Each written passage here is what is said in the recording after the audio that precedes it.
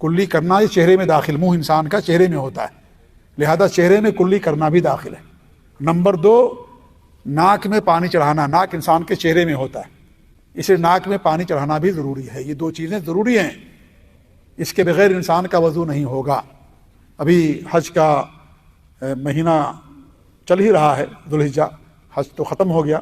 آپ لوگوں نے ایک ویڈیو دیکھی ہوگی ایک مفتی صاحب کی کہ اگر آپ حرم کے اندر ہیں تو آپ کیسے وضو کریں، کیونکہ آپ کو وہاں نماز بھی پڑھنی ہے، حرم سے باہر بھی آپ کو جانا نہیں ہے، تو انہوں نے ایک طریقہ آپ کو سکھایا ہوگا فوارے سے وضو کرنا۔ اس میں انہوں نے بات بیان کی کہ فوارے سے آپ وضو کر لیجئے، اور چونکہ کلی کرنا اور ناک میں پانی ڈالنا واجب نہیں ہے، اس لیے کہا کہ یہ ضروری نہیں ہے، اس کو آپ مت کیجیے۔ ان کا کہنا غلط ہے، یہ ہم نے اسی وقت رد کیا تھا کہ ان کا یہ کہنا غلط ہے، اس لیے کہ چہرے میں ناک بھی داخل ہے اور منہ بھی داخل ہے، کلی کرنا بھی واجب ہے اور ناک میں پانی چڑھانا بھی واجب ہے، چہرے کے اندر یہ چیز داخل ہے۔ لہذا اگر انسان کلی نہیں کرے گا، ناک میں پانی چڑھائے گا، انسان کا وضو نہیں ہوگا۔ یہ سن لیجیے آپ لوگ، قرآن سے بھی چیز ثابت ہوتی ہے اور اللہ کے رسول کے حدیثوں سے بھی۔ وہ صحابی یا وہ شخص جو نماز پڑھ رہے تھے جلدی اور ہمارے نبی صلی اللہ علیہ وسلم مسجد میں تشریف فرما تھے، اور آپ کو آ کر کے سلام کیا، آپ نے سلام کا جواب دیا، اس کے بعد کیا کہا، ارجع فصلی فانک لم تصلی، جاؤ نماز پڑھو، دوبارہ تم نے نماز نہیں پڑھی ہے۔ 3 مرتبہ انہوں نے ایسا کیا۔ تو انہوں نے ہمارے نبی سے پوچھا کہ اللہ کے رسول صلی اللہ علیہ وسلم مجھے نماز پڑھنے کا طریقہ سکھا دیجیے، کیسے نماز پڑھنا ہے۔ تو آپ نے جو ان کو سکھایا تھا وضو کرنے کا طریقہ بھی آپ نے ان کو سکھایا، اور اس میں کیا فرمایا، وَإِذَا تَوَضَّأْتَ فَمَضْمِضْ، جب تم وضو کرو تو کلی کر لیا کرو، کلی کرنا آپ نے باقاعدہ حکم دیا۔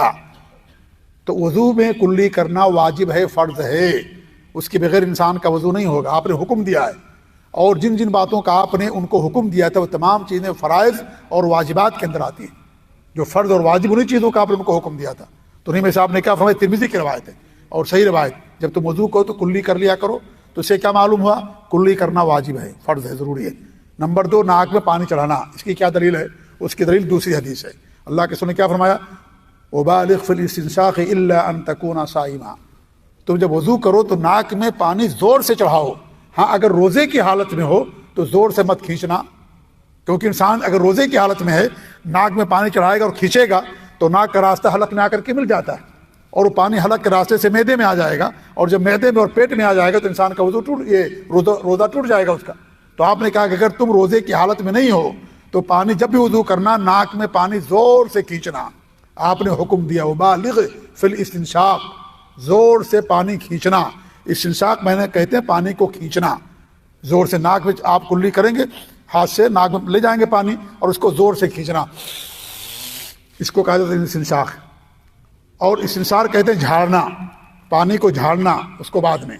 تو ٹھیک ہے، تو استنشاق یہ واجب ہے، ناک میں زور سے پانی کھینچنا فرض ہے، یہ اللہ کے رسول کی حدیث کہتی ہے۔ لہذا اگر انسان کوئی وضو کرے گا کلی نہیں کرے گا، ناک میں پانی نہیں چڑھائے گا، اس آدمی کا وضو نہیں ہوگا۔ اس مفتی کے فتوے پر نہ جائیے، انہوں نے جو فتویٰ دیا لوگوں کو وضو کرنے کا طریقہ سکھایا، وہ کتاب و سنت کے مطابق نہیں سکھایا، باقی اور باتیں درست۔ اس میں گردن پر مسح کرنا کا بھی ذکر کیا، گردن پر مسح کرنے کا ذکر کسی بھی حدیث کے اندر، صحیح حدیث کے اندر نہیں آتا ہے۔ سر کا مسح ہے، کان کا مسح ہے، گردن کا مسح کرنا کسی صحیح حدیث سے ثابت نہیں ہے۔ جو ثابت نہیں اس کو بیان کر دیا انہوں نے کہ گردن پر مسح کر لیجئے، اور جو ثابت ہے قرآن و حدیث سے، ناک میں پانی چڑھانا کلی کرنا، اس کو چھوڑ دیا، گول مول اس کا ذکر ہی نہیں کیا۔ یہ کہا کہ یہ واجب نہیں ہے، لہذا کلی مت کیجیے، ناک میں پانی مت چڑھائیے، واجب ہے، یہ فرض ہے۔ یہ حدیث میں نے آپ کے سامنے بیان کی اللہ کے رسول صلی اللہ علیہ وسلم کی۔